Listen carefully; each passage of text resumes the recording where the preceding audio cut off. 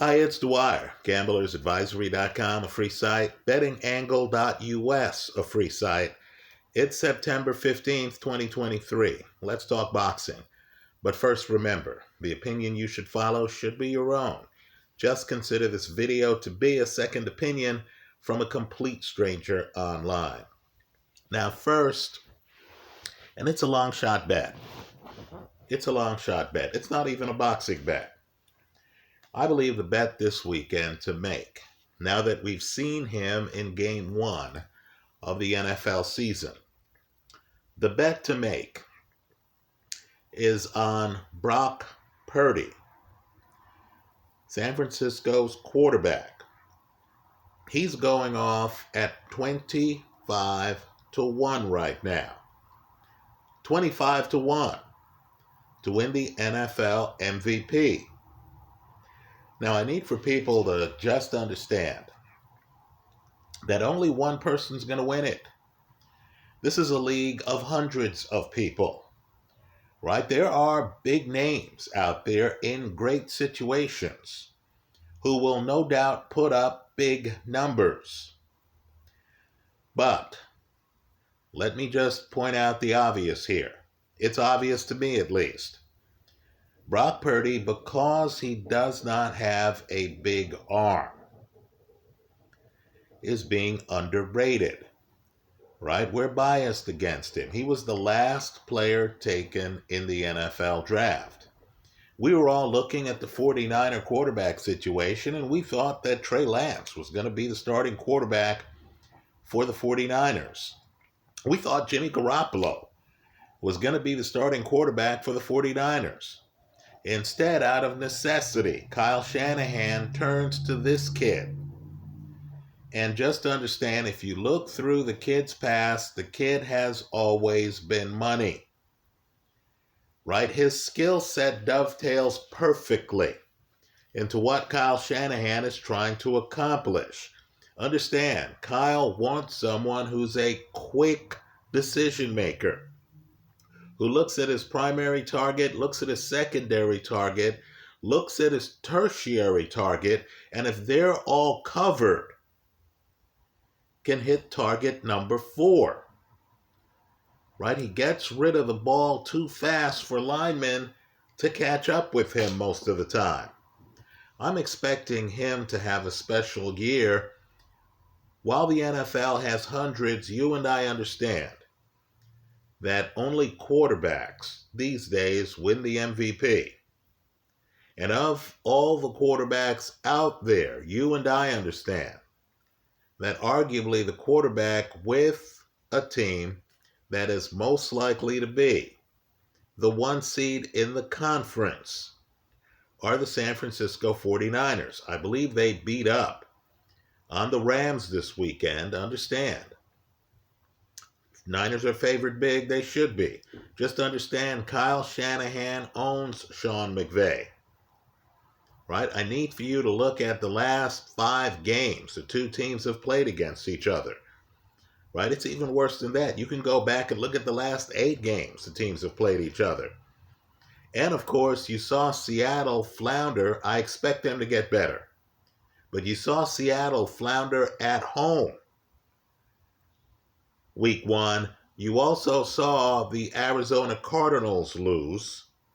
Right? I believe their starting quarterback's winning percentage in the National Football League as a starter is 0-3.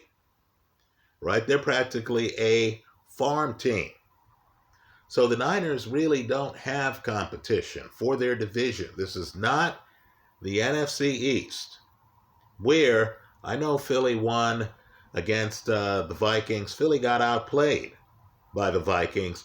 Look at the yards per pass. Right? Just look hard at that box score, not the final score. And of course, we know Philly got outplayed week 1 by the New England Patriots. Right? And of course, in that NFC East, you also have the Dallas Cowboys. Understand, the Niners don't have problems like that. Brock Purdy at 25 to 1, I'll be the casino's Huckleberry. If it looks like somebody else has a chance later in the season, you know what? At 25 to 1 on Brock Purdy, you have a lot to work with in terms of leverage. Now let's talk about boxing. Richardson, Hitchens. Hold on. Alexa, off. Alexa, stop. The perils of living in today's AI world. Well, let me just say this, right? At 140 pounds, you have a guy who is rising through the ranks. He's 16-0. He has major money behind him. He has an excellent jab and excellent boxing skills. By major money behind him, at one point he was signed to Mayweather Promotions. Understand, right now he's boxing on DAZN. Right? He was on the Haitian Olympic team. He ended up fighting Gary Russell, an excellent fighter, lost to him. His name is Richardson Hitchens. He's a name you need to know. He's a big favorite in his upcoming fight against a KG vet who we'll talk about. Right now, this guy, 16-0, 7 KOs. You heard right, 7 KOs. In other words, this is a young guy with a less than 50% KO ratio.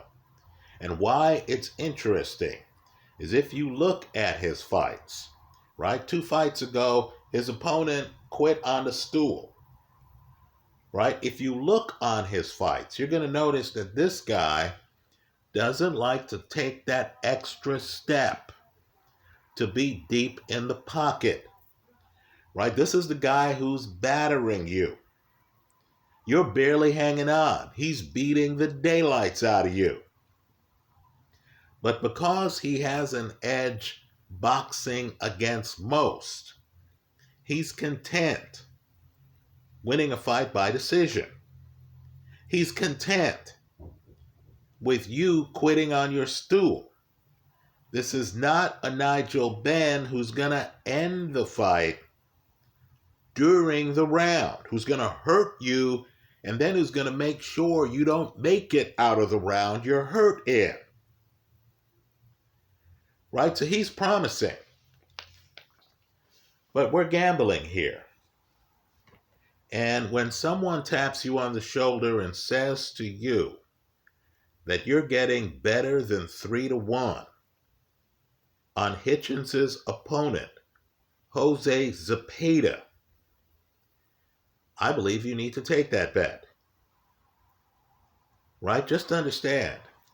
If they're telling you that you're getting, I only got a plus 325. The line right now is plus 350.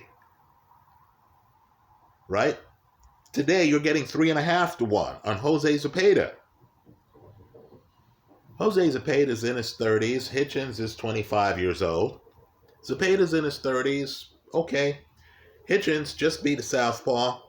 They have him in against Zepeda, another southpaw. Here's what you need to know. Zepeda has fought the best. Right? He fought Terry Flanagan years ago. Flanagan beat him. He fought Jose Ramirez. Lost by decision. Goes 12 rounds. He fights Regis Prograis. Gets stopped in the 11th round. Most of the time, Zepeda's the one dealing out the punishment. Understand, Zepeda's knockout ratio, and he's well in his 30s. I believe he's 33.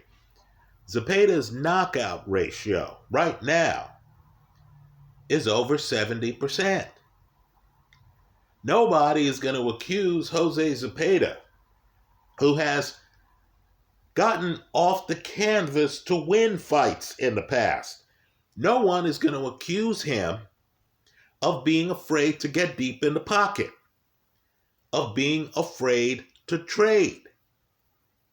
So I believe this bet makes itself. Understand, if Zepeda, who got stopped, who was being dominated by Regis Prograis, if he were to fight Prograis again, and you were to tell me that I'm getting a plus 300 or higher on Zepeda, I would take Zepeda because I'm being compensated for the risk. Right? Understand, anything north of a plus 150, and they're giving your fighter less than a 40% chance of winning the fight. Now, I know Hitchens can box. There's no question about that. I know Hitchens is highly regarded just by looking at the people behind him, the people who've promoted him in the past. The fact that he's on the zone now, right? I get it. This is an up-and-coming guy. But wow, a greater than plus 300 on Jose Zepeda, I'll take that bet. Understand, I believe Jose Ramirez today would beat Teofimo Lopez. Zepeda went the distance with him. I'm just telling you, that's hard to do. In a fight where Zepeda was getting dominated by Regis Prograis, he made it to the 11th round. I'm telling you, that's hard to do. What's this young kid who's heavily favored? What's this young kid gonna show Jose Zepeda, a cagey vet with a big punch and with one of boxing's best wide left hands?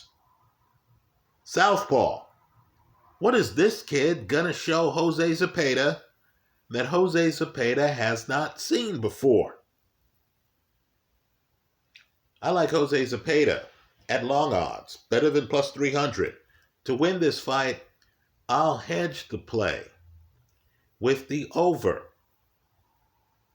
Understand, if hardcore, in-your-face, high-volume types like Jose Ramirez couldn't take out Zepeda in the early rounds, if punchers like Regis Prograis are landing shots on Zepeda and still took 11 rounds to stop this guy,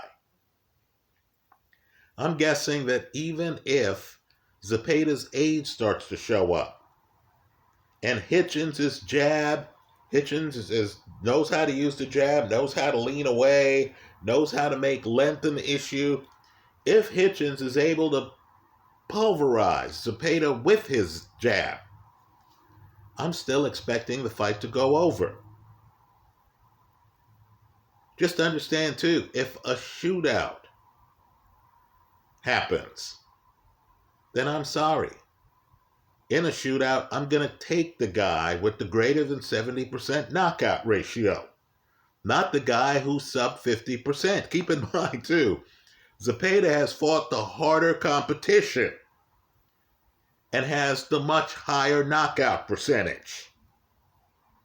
I'm expecting Hitchens to play it safe. Personality is a hard thing to break.